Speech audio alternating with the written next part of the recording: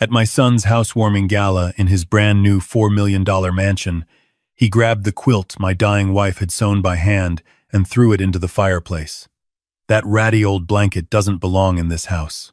My 8-year-old grandson stood there watching his grandmother's last gift burn. I said nothing. I walked to the fireplace, reached into the flames, and pulled it out with my bare hands. 2 days later, the seamstress I brought it to unraveled a hidden pocket in the lining. Her hands started trembling. "Sir," she whispered, "do you have any idea what's sewn inside this quilt?" Hello and welcome to today's story. If you appreciate the content we create, please show your love by hitting the like button, subscribing to our channel, and telling us where you're watching from in the comments section. Disclaimer: this story features fictionalized elements crafted to engage and educate. Any resemblance to real people or places is unintentional, but the powerful message about love, loss, and legacy is undeniably real. That ratty old blanket doesn't belong in this house. My son's voice sliced through the laughter of 60 guests like a blade through silk. I stood in the center of his ridiculous living room, all imported marble and recessed lighting, holding a folded quilt that suddenly felt heavier than anything I'd ever carried. My name is Walter Brannigan. I'm 71 years old, retired carpenter from Fort Worth, Texas. 43 years I spent building things with my hands: houses, furniture, cabinets, a life. And standing in my son's palace of glass and ego, I'd never felt more useless. James had outdone himself with this housewarming party. The mansion sat on 6 acres outside of Dallas, a sprawling monument to a surgeon's salary and a surgeon's pride. Crystal chandeliers, catering staff in black vests, carrying champagne on silver trays, guests who drove cars that cost more than my house. I wore my good flannel shirt, the one Dorothy ironed the night before she went to the hospital for the last time. It smelled like cedar and memories. "Dad." James spotted me from across the room. His smile was the kind doctors practice in mirrors. "What is that?" "Your mother's quilt. For Noah. She wanted him to have it." His jaw clenched. I could see the calculation behind his eyes, the same look he got before telling a patient bad news he didn't actually care about. "This really isn't the place, Dad." "Grandpa." Noah's voice broke through everything. My 8-year-old grandson came running across the hardwood floor, skinny legs and Dorothy's brown eyes and a grin that could mend broken things. "Is that Grandma's blanket? The one with the stars?" I knelt down so we were eye to eye. "She made it for you, buddy. Every single stitch." Noah reached for it, but Claire appeared first. My daughter-in-law, 36, blonde, the kind of beautiful that looked expensive to maintain. She put her hand on Noah's shoulder like a leash. "Noah, sweetie, that's very old. We have Egyptian cotton sheets upstairs, much nicer. But Grandma made it for me. She promised." James moved closer. I smelled bourbon. Expensive bourbon. But bourbon at 3 in the afternoon is still bourbon at 3 in the afternoon. "Dad."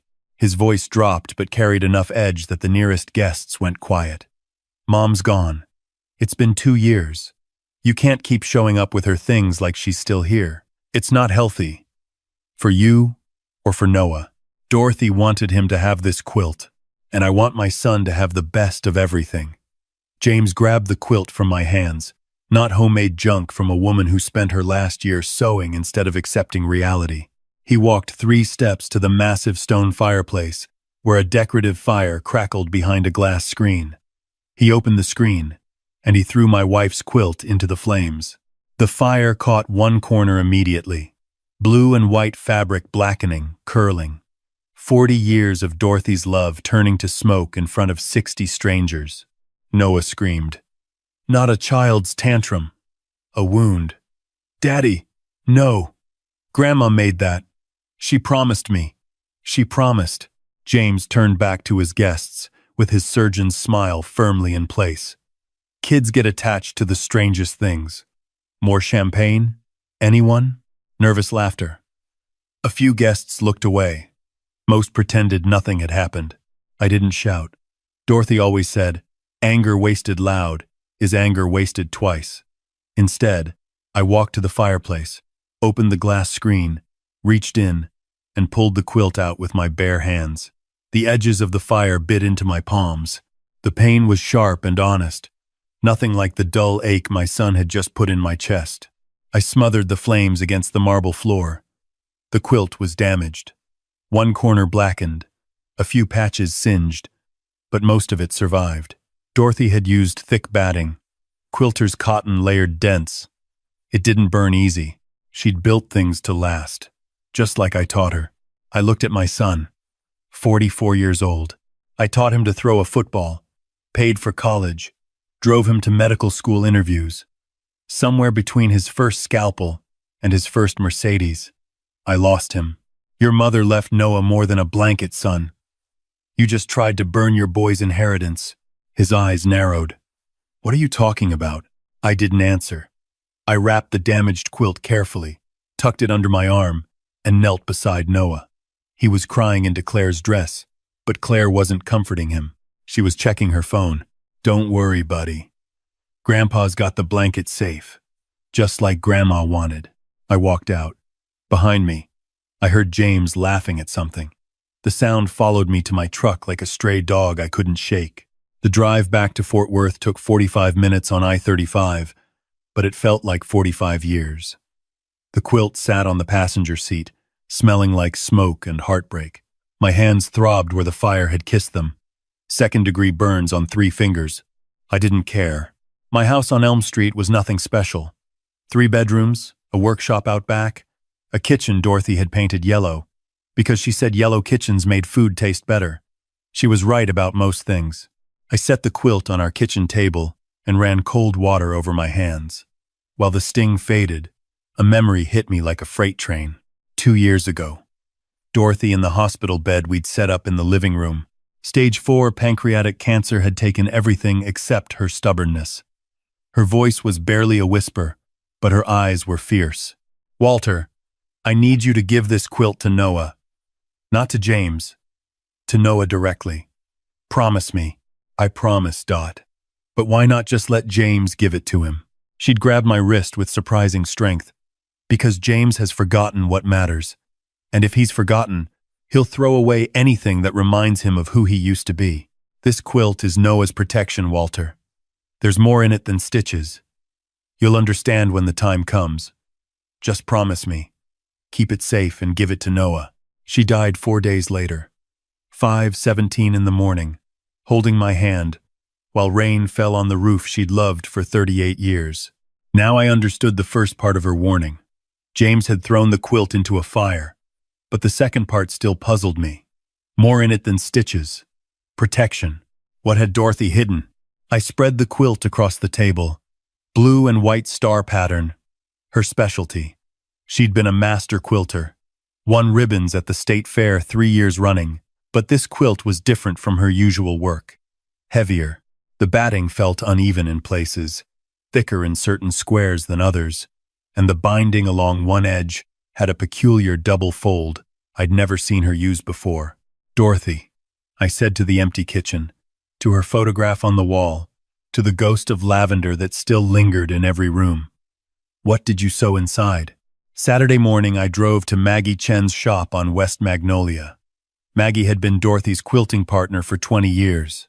If anyone could decode what my wife had hidden, it was her. The bell chimed as I entered. Bolts of fabric lined the walls like a library of color.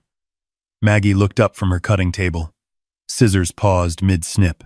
When she saw the quilt in my arms, her face changed. Oh, Walter. She set down her scissors. Dorothy told me this day might come. Sit down. She spread the quilt across her work table, examining it with the same focused intensity a surgeon might use. Ironic, given what we were dealing with. For several minutes, Maggie ran her fingers along every seam, pressing, feeling, measuring. Then she stopped at the center star, the largest one. This batting is wrong. She pulled out a seam ripper. Standard quilting cotton is a 1/4 inch thick. This section is over an inch. Dorothy didn't make mistakes. She carefully opened the stitching along one edge of the center star. Then she reached inside and pulled out a clear plastic sleeve. My heart stopped. Inside the sleeve were documents. Thick, official-looking papers with seals and signatures. Maggie's hand went to her mouth. The first document was a property deed.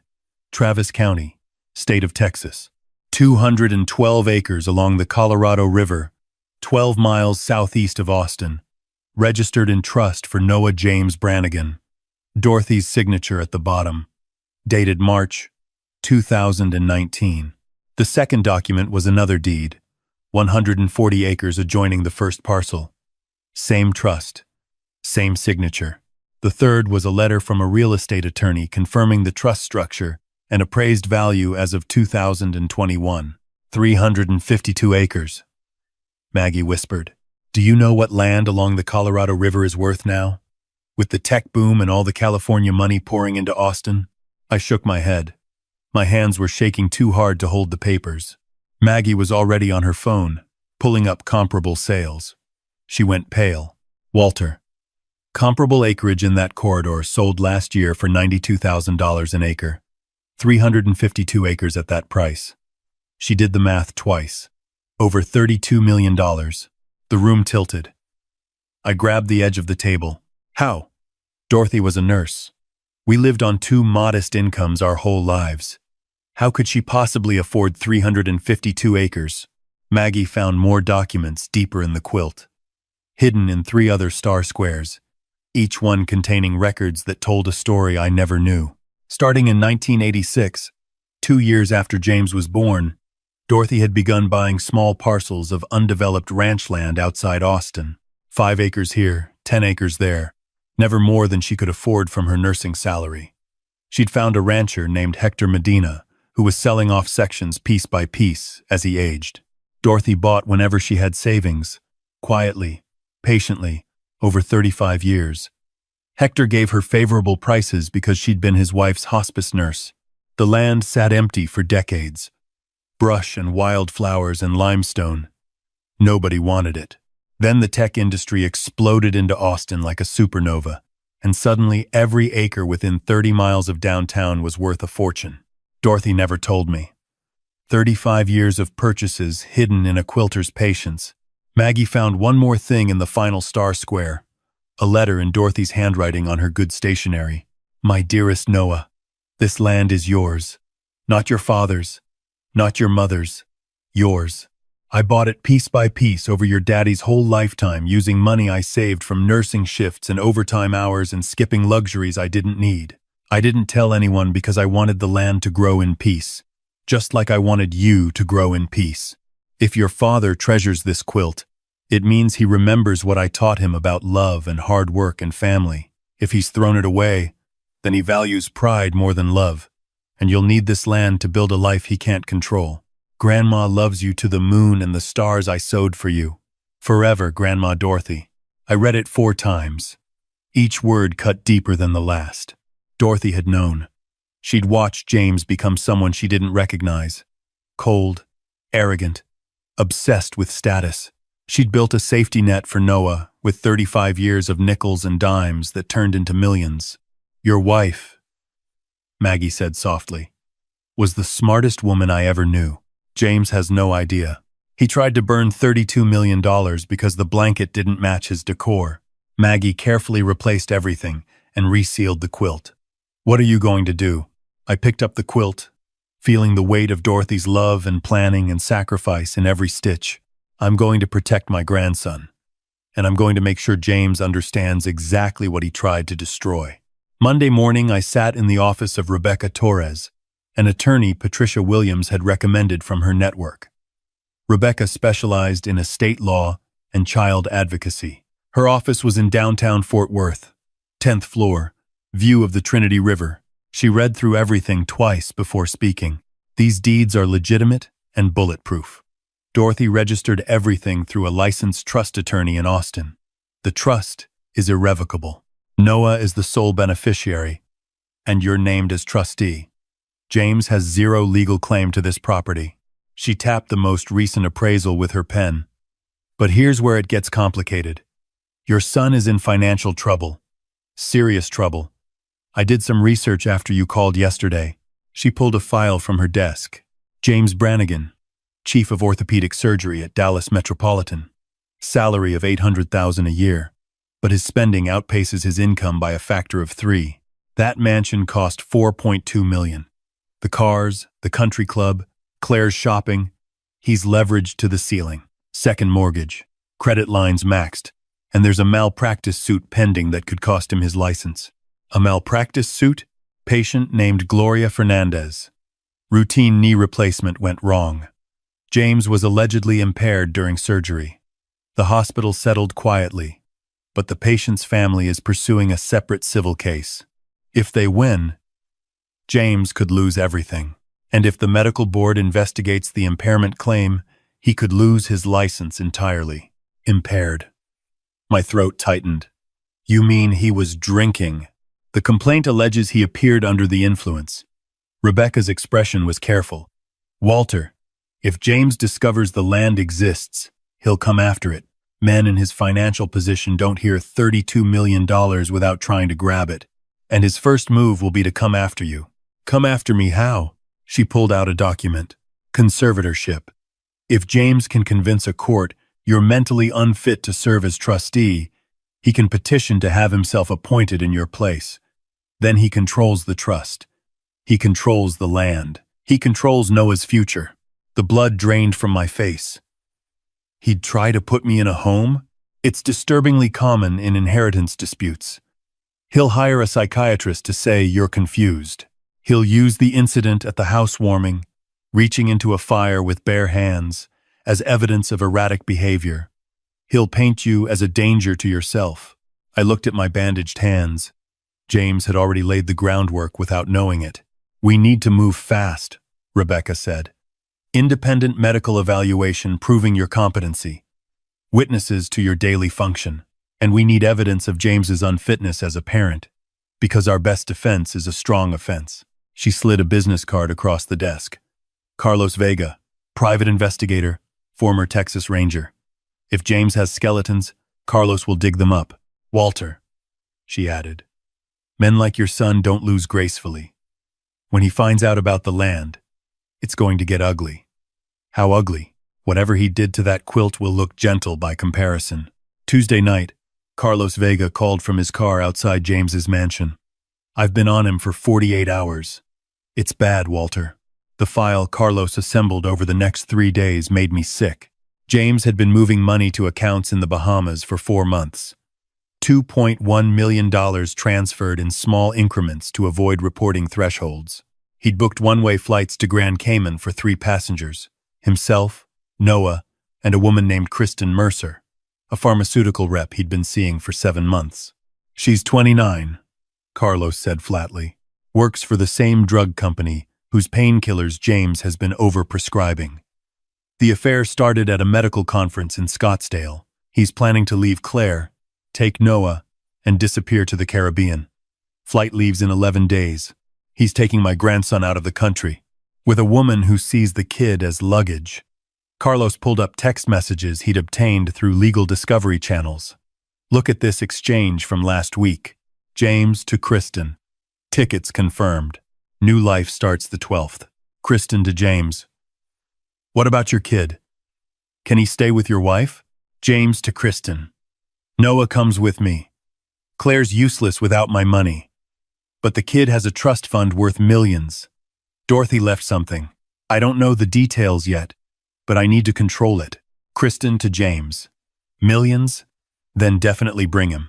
We'll figure out the rest in Cayman. I stared at the screen until the words blurred. My son wasn't taking Noah because he loved him. He was taking Noah because Noah was worth $32 million. There's more, Carlos said quietly. He'd obtained Noah's school records through child welfare protocols. The counselor's notes stretched back 14 months. Noah Brannigan, age 8, exhibits persistent anxiety regarding academic performance, describes fear of father's reactions to grades below A level, frequently asks teacher if his work is good enough. Significant distress noted. 6 months ago, Noah arrived at school visibly upset. When asked, he said, "Daddy told me I'm not trying hard enough." Stated his father called him lazy and said lazy boys don't deserve nice things. Noah asked if he could stay at school over the weekend. 3 months ago, Noah flinched when a door slammed during class. Teacher noted he becomes very still and quiet when adult males raise their voices, pattern consistent with exposure to verbal aggression in the home. I couldn't breathe. 14 months of suffering documented in clinical language that made it somehow worse. My grandson had been drowning, and I'd been too afraid to call it what it was. Carlos showed me security camera footage from the mansion's lobby, obtained through the building's management company. Noah and James in the hallway after school. Noah holding a painting he'd made in art class. Look, Daddy. I painted our family. That's you and me and Mommy and Grandpa. James barely glanced at it. Why is everyone the same size? I told you about proportions. My teacher said it was really creative. Your teacher hands out participation trophies. James crumpled the painting and dropped it on the floor. When you can paint something worth looking at, show me then. Go do your homework. Noah stood in the hallway, staring at the crumpled painting.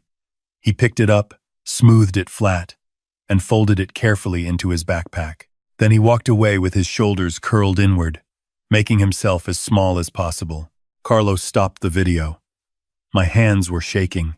That's emotional abuse, Walter. Documented, repeated, escalating. Combined with the financial fraud and the flight plans, we have more than enough. My phone rang. James, don't answer, Carlos said. I picked up anyway. I needed to hear my son's voice. I needed to understand what he'd become. Hey, Dad. James sounded relaxed. Listen, about the housewarming. I overreacted with the blanket thing. Claire thinks I should apologize. But I need you to understand something. You can't keep bringing Mom's old stuff around Noah. It confuses him, makes him emotional. Noah loved his grandmother, and she's gone, Dad. James's voice hardened underneath the false warmth. You're 71. You're living alone. Frankly, Claire and I are worried about you. Reaching into a fire? That's not rational behavior. The conservatorship threat. Exactly as Rebecca predicted. I'm fine, James. Are you, though? Because from where I'm standing, a 71-year-old man who shoves his hands into a fireplace needs professional evaluation. We've been looking into care facilities. Nice ones. You'd be comfortable. I don't need a facility. His mask dropped completely. Then, stay out of my business and stop filling Noah's head with stories about his dead grandmother. I don't need a senile old man undermining my authority with my own son. Throw away the blanket, Dad. It's burned anyway. And don't come around without calling first. Better yet, don't come around at all. James, tell me something. What? When your mother was dying. Stage 4. Dr. Hendricks said there was an experimental treatment in Houston. Immunotherapy. $60,000 for a shot at 8 more months. She begged you to help pay for it. She said she wanted to see Noah start 3rd grade. Silence on the line. You told her no. You said $60,000 for 8 months wasn't a sound investment. Those were your exact words. Not a sound investment. Your mother's life. She was dying anyway, Dad. His voice was ice. The treatment had a 20% success rate. I'm a doctor. I understood the math better than she did. It would have been throwing money away. You let her die to save $60,000. And you spent $4.2 million on a house. This conversation is over. Remember what I said. Stay away from my family or I'll have you evaluated and we both know what happens then. The line went dead.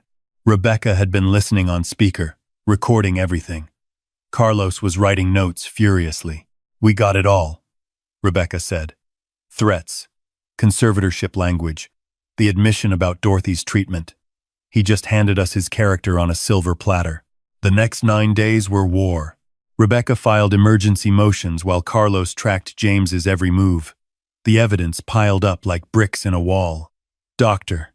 Harold Beck, the psychiatrist James hired to declare me incompetent, had been disciplined in 2 states for falsified evaluations. James had paid him $35,000, 7 times his normal fee. James's business partner at his surgical practice testified that James had offered him a percentage of future earnings in exchange for signing a statement about my erratic behavior at the housewarming, witness tampering. Claire called me Wednesday morning. Her voice was a cocktail of panic and greed. Walter, I know about the land. James found something in Dorothy's papers. I don't know details, but there's property worth millions. Whatever you're planning, I want in. I met her at a diner in Arlington. She came overdressed and under-sincere. James is leaving me. He's taking Noah and some woman to the Caymans. I know about the flights. I know about the accounts. She leaned forward. I have proof. Photos, texts, hotel receipts. I'll give you everything. I'll testify against him, but I want custody of Noah and half of whatever Dorothy left. Half of Noah's inheritance. $16 million. What would you do with Noah? I asked carefully. Claire blinked. Well, I'd enroll him somewhere excellent. There are boarding schools in Connecticut, Switzerland. He'd get an incredible education, and I'd have the resources to rebuild my life. You'd send him to boarding school. He's 8 years old. He'd thrive. Children adapt. She waved her hand like she was discussing furniture placement. I'm being realistic, Walter. I never wanted to be a hands-on mother. That's what nannies are for. But I can provide Noah with opportunities. With the right funding. The recording captured every word. 2 days before the hearing, James filed an emergency motion to expedite. The judge granted it. 3 days compressed into 24 hours. Then came the bombshell.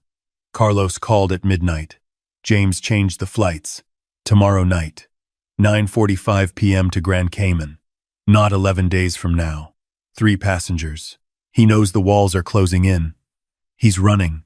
Rebecca had the emergency custody petition ready by sunrise. The hearing happened at 10 a.m. in a Dallas family courtroom. Wood-paneled walls. Judge Patricia Okonkwo presiding. A woman in her 60s known for being brilliant and brutal when children were at stake. James sat with his attorney looking confident and concerned in equal measure. The loving son worried about his confused father. His attorney went first. Straightforward case, he said. Robert Sullivan, elderly, living alone, exhibiting signs of cognitive decline, erratic behavior, witnessed by dozens of guests. A man who reached into a burning fireplace with his bare hands. His son simply wants to ensure proper care. They brought Dr. Beck to the stand. Beck delivered his rehearsed testimony about my supposed dementia with practiced sincerity. Rebecca stood for cross-examination. Dr. Beck, your standard consultation fee is $5,000. How much did James Brannigan pay you? Beck hesitated. That's a private matter between physician and client. Your Honor, I submit bank records showing a $35,000 wire transfer from James Brannigan to Dr. Beck, 7 times his usual fee. I also submit disciplinary records from medical boards in Oklahoma and Louisiana documenting sanctions for falsified psychiatric evaluations in conservatorship cases. The courtroom shifted. Judge Okonkwo's eyes hardened. James took the stand next, projecting wounded sincerity. I love my father. Watching him decline has been heartbreaking. All I want is to make sure he's safe. Rebecca approached with a thick folder. Mr. Brannigan, you claim your father had a confused episode at a hardware store on Camp Bowie Boulevard on March 3rd. Can you describe it? He couldn't remember what he came to buy. Got disoriented. Staff had to help him find the exit. Rebecca pulled out phone records. Your father's location data shows he was at his workshop on Elm Street all day on March 3rd. Security cameras at the hardware store show no record of him entering the premises. This incident was fabricated, wasn't it?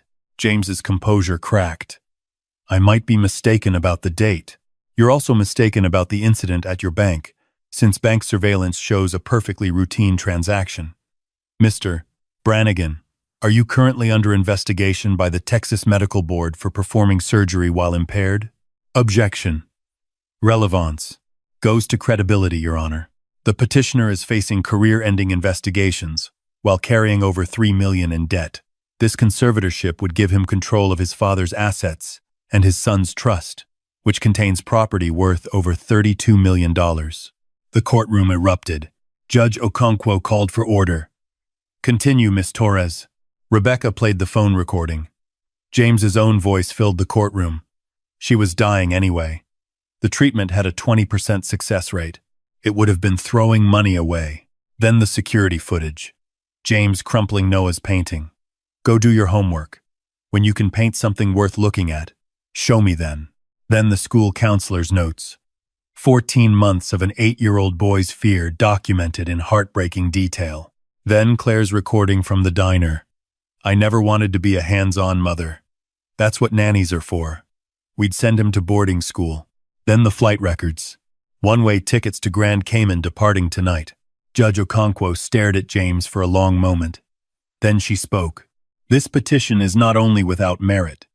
It is a calculated, cynical attempt by a father to seize control of his own child's inheritance through the legal abuse of his elderly parent. Petition denied with prejudice.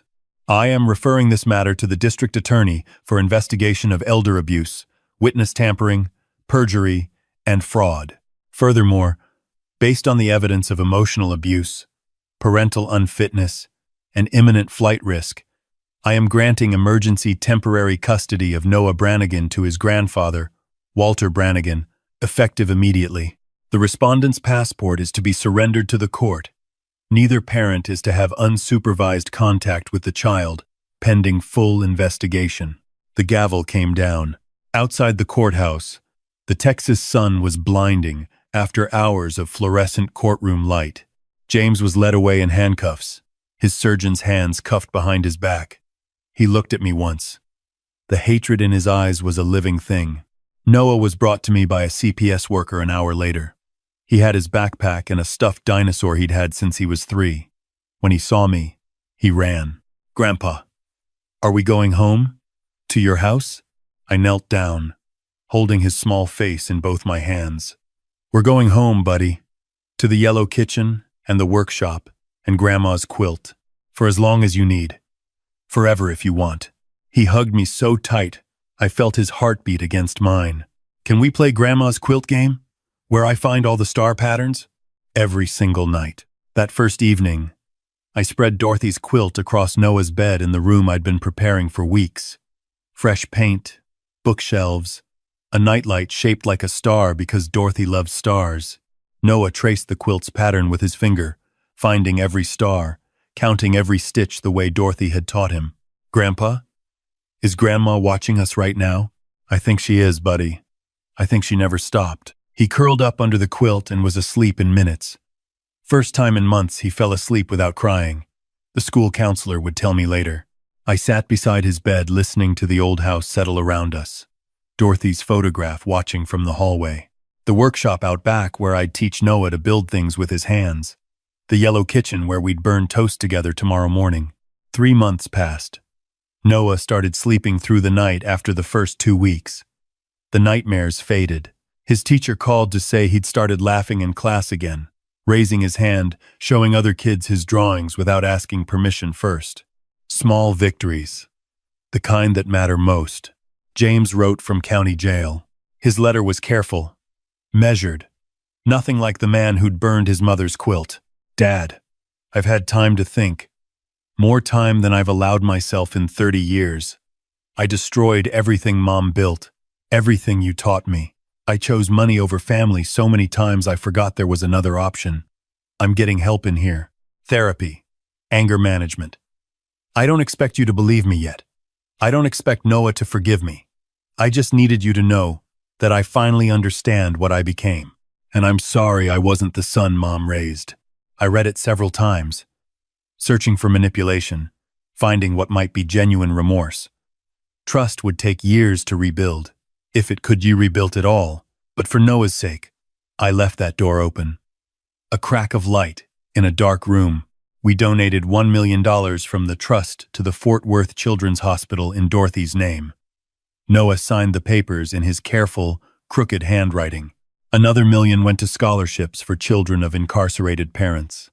Breaking cycles. Offering the second chances Dorothy always believed in. Saturday afternoon, Noah and I sat in the workshop. I was teaching him to use a hand plane on a piece of red oak. His small hands gripped the tool with fierce concentration. "Grandpa, why did Daddy throw the blanket in the fire?" I set down my own tools and gave him my full attention. "Your father forgot what was important. He thought expensive things were better than handmade things. He forgot that the most valuable things in life, love, family, time, can't be bought at any price." Noah was quiet. Then he looked up with Dorothy's eyes. Is Daddy sad now? I think so. I think he's starting to understand what he lost. Good. Not in a mean way. But maybe if he's sad enough, he'll remember how to be nice again. Maybe so, buddy. That night, after dinner and homework and 3 chapters of a book about a boy who builds a treehouse, I tucked Noah into bed under Dorothy's quilt. He pulled it up to his chin and smiled. Grandpa, this blanket is the best thing I own. Better than anything in Daddy's big house. You know why? Because Grandma made it with love. And you can't buy love at any store. My throat tightened. That's exactly right. He closed his eyes. Grandpa, you'll be here tomorrow, right? And the day after? Every single day, buddy. That's a promise. He was asleep before I reached the door. I stood there watching him breathe under a quilt full of stars and secrets and 35 years of a woman's quiet love. Dorothy, I whispered to the yellow kitchen, to the workshop, to every corner of the house she'd filled with warmth. Our grandson is safe. He's healing. He knows he's loved exactly as he is. He doesn't have to be perfect. He just has to be Noah. I kept my promise. And every morning when that boy wakes up under your quilt, he's learning what you spent your whole life teaching. That love is patient, that family is everything, that the most valuable things aren't the ones that cost the most, but the ones that someone made with their own 2 hands and their whole heart. If you're hearing this story, I want to tell you one thing. Don't let pride and money blind your heart the way it blinded my son. James had everything. A loving mother who worked overtime shifts for 35 years to build his child a future. A father who taught him to work with his hands. A son who just wanted to show him a painting. And he threw it all away for marble countertops and champagne and the approval of people who wouldn't visit him in jail. I've lived 71 years on this earth. I've built houses, raised a family, buried the woman I loved. And I can tell you this, God gives us people to love, not to impress.